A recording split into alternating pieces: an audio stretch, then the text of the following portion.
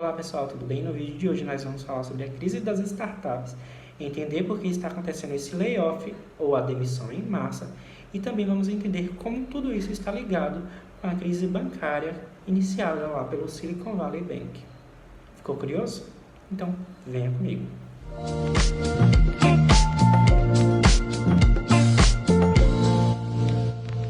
Se você tem acompanhado as notícias nos últimos dias, você com certeza se deparou com a informação de que o Silicon Valley Bank, o banco das startups dos Estados Unidos, sofreu uma intervenção federal na última semana. Após ele sofrer essa intervenção, mais um outro banco também mostrou sinais de que não estava bem, sofreu a intervenção e no final dessa semana passada, na sexta-feira, o Credit Suisse ele anunciou que ele também não estava muito bem. Na verdade, ele já vinha dando sinais há muito tempo. E de acordo com o que foi noticiado, o maior acionista do banco, ele declarou que não iria fazer mais aportes, o que gerou uma grande instabilidade no sistema bancário mundial. Para resolver essa situação e não gerar uma quebradeira de bancos em todo o mundo, o Banco Central da Suíça mudou as regras para que o UBS conseguisse comprar o Credit Suisse e assim trazer a estabilidade bancária mundial. Bom, até esse momento que eu estou gravando esse vídeo, essas são as últimas informações sobre o que está acontecendo no mercado financeiro a nível mundial. Mas por que essas informações são importantes? Para que nós possamos compreender o que está acontecendo com as startups, nós também precisamos compreender o porquê que esse banco sofreu intervenção federal. É porque eles estão ligados. E é justamente isso que nós vamos falar agora nesse vídeo. Para isso, nós precisamos retornar a 3 anos atrás, que foi quando iniciamos um período pandêmico. Até pouco antes da pandemia, cada dólar depositado por cada americano deveria ficar uma parcela guardada dentro do banco e o restante deveria ser reinvestido. É o que os bancos eles geralmente fazem. Quando a gente deposita o nosso dinheiro ali no banco, ele não fica ali guardado. Uma parte fica no banco, cerca de 5%, e o restante ele coloca à disposição da economia dos seus clientes. Ele empresta para outros bancos, ele empresta para outras empresas e para outras pessoas. E era exatamente o que acontecia ali nos Estados Unidos. Mas quando iniciou-se a pandemia e a gente teve aquele momento mais abrupto, o Fed ele permitiu que todo dólar que fosse depositado por um americano, o banco poderia reinvestir. Ele não precisaria guardar. E foi o que os bancos foram fazer. E o que é que os bancos fazem? Como eu já falei, ele empresta para outras instituições, ele empresta para outras pessoas, para clientes, para as empresas e também compram títulos. Foi exatamente o que o Silicon Valley Bank fez. Só que o tempo passou e o mundo começou a mudar. Nós voltamos a trabalhar presencialmente. Nós deixamos de ficar em casa naquele momento mais agudo. Passou e a gente voltou às nossas atividades normais. Voltamos a consumir. A inflação do mundo ela começou a subir, até porque muitos serviços e muitos insumos eles ficaram escassos. E com a falta deles e com a retomada do consumo, a inflação ela foi subindo. E para pôr mais lenha ainda na fogueira, a Rússia e a Ucrânia elas entraram em guerra. Elas ainda estão em guerra. E aí a gente viu o preço do petróleo subir e também do trigo. E isso fez com que a inflação do mundo ela começasse a subir. E o que aconteceu especificamente ali nos Estados Unidos? Os Estados Unidos, assim como o resto do mundo, começou a enfrentar uma inflação que eles não viam há muitos anos. E o Banco Central, o Fed, para tentar conter essa inflação, ele começou a elevar a sua taxa básica de juros. E foi a um nível que não se via há muitos anos. E aí, acabou afetando os investimentos que esse banco fez. E assim como dos outros bancos também. É que os ativos que esse banco ele adquiriu, eles agora valiam menos do que o dinheiro dos clientes.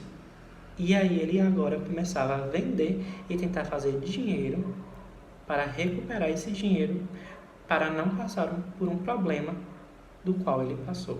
Ou seja, ao invés do banco ele começar a ter lucro, ele passou a ter prejuízo. Só que essa situação não é exclusiva do Silicon Valley Bank. Agora que nós entendemos do porquê que o Silicon Valley Bank ele sofreu a intervenção federal americana, agora a gente vai compreender por que as startups elas estão em crise e como essa falência do Silicon Valley Bank, essa intervenção, pode influenciar e aumentar essa crise das startups. Mais uma vez, para a gente entender o que está acontecendo com as startups, nós precisamos voltar em 2020. Lembra que eu falei que todos nós entramos em lockdown e que todos nós entramos em casa, passamos a ficar nas nossas casas em isolamento social por causa da pandemia? Então, nem todo mundo acabou tendo que ficar em casa. Alguns setores da economia não puderam parar, como os hospitais, os setores funerários e também o da tecnologia. A tecnologia, principalmente, passou a sofrer uma pressão por demanda maior de pessoas. Foi necessário ter mais pessoas trabalhando nesses setores da tecnologia para atender a alta demanda de consumo que ela estava sofrendo. Até porque muita gente passou a assistir conteúdos que são produzidos por criadores. Muita gente passou a assistir produtos, serviços que são oferecidos pelos serviços de streaming.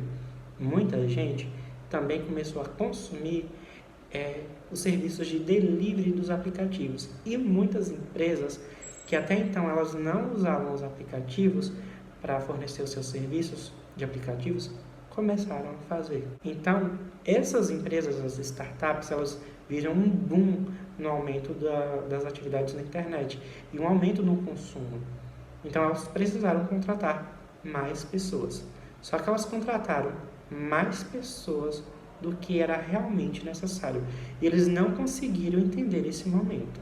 Como eu disse anteriormente, o modelo começou a mudar e nós começamos a retomar as nossas atividades normalmente. Voltamos a consumir, voltamos a ir para os espaços físicos, voltamos a ir nas lojas, cinemas, teatro, viajar e ir em shows. Todos os serviços do mundo praticamente voltou a ser a mesma coisa que era antes da pandemia. E a partir disso, muitos serviços que estavam represados tiveram seus custos aumentados porque teve uma falta muito grande, de mão de obra, de insumos, então elevou-se os preços, adicionados à guerra da Ucrânia e da Rússia. E com isso a taxa de juros também subiu, assim como a inflação. E aqui a gente volta para uma aula de economia que a gente teve, que é o custo da oportunidade. Hoje, nesse momento que estou gravando o vídeo, o Banco Central Americano ele informou que aumentou em 0,25% a taxa básica de juros. Saiu de 4,75% para 5%. Se ele está falando ali para os investidores e para as empresas e para o mercado em geral que ele está pagando 5% e que ele paga certinho, as empresas elas vão correr risco? Elas não vão. Então elas ficaram mais conservadoras. Elas preferem guardar o dinheiro comprando títulos americanos, os bonds, do que fazer um investimento. Até porque ela tem que contratar pessoal, pagar publicidade, comprar os insumos, sem a certeza de que vai ter o retorno desse valor investido em um mundo que está mais instável e que o que vem se discutindo nos últimos tempos é de que o mundo caminha para uma recessão. Então, diante de todo esse cenário, os investidores começaram a cobrar das empresas, das startups, para que elas sejam mais lucrativas e que gastem bem o dinheiro que está sendo investido nelas. E diante de tal situação, essas empresas tiveram que cortar custos e, para isso, elas precisaram também fazer uma demissão em massa, o famoso layoff. Alguns especialistas eles dizem que esse layoff, na verdade, não é uma demissão em massa e uma crise, é apenas uma correção. É que na pandemia se contratou muito mais gente do que era necessário e agora elas estão demitindo para que fique apenas o essencial, aquelas pessoas que realmente são essenciais para essas empresas. E aqui também se tem uma outra questão, é que os especialistas afirmam que com essa demissão em massa, esse layoff, também se aumenta a produção. É que como sai esse grande número de colaboradores, com a saída deles, alguém vai ter que exercer essas funções. Então, muitos colaboradores eles estão aumentando a sua produtividade por estarem assumindo mais funções. Mas há quem critique essa medida por sobrecarregar os colaboradores. Só que surge a seguinte pergunta: e o que acontece agora? Bom, essa demissão em massa, esse layoff, ele não vai acontecer para sempre. Em algum momento ele vai parar. Essa instabilidade financeira também em algum momento ela vai parar.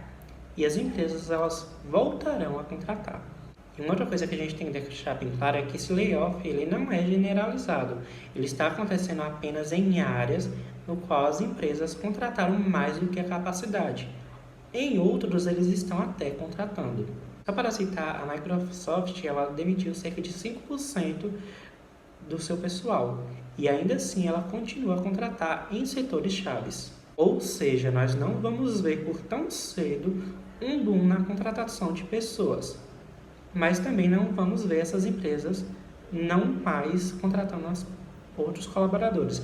Elas irão continuar contratando, mas de acordo com a sua necessidade.